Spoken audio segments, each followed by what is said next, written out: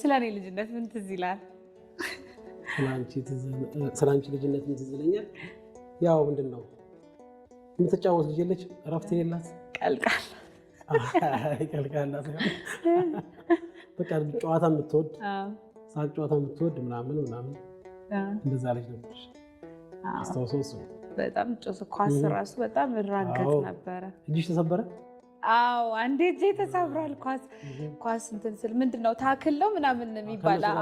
አዎ ስንት ዓመቴ 11 ዓመቴ ምናምን አካባቢ መሰለኝ አስታውሳለሁ። ተሰጠጀው መከቤ ሲመጣ እንዳልተማመሰው ተኛለሽ። አዎ እንዳይቆጣኝ። አዎ በጣም ደስ የሚል ልጅነት ነበረ። በጣም አዎ ወይ ደግሞ ተኝታለች ይባላል። አትቀስቅሳት። አዎ ማየት ነበር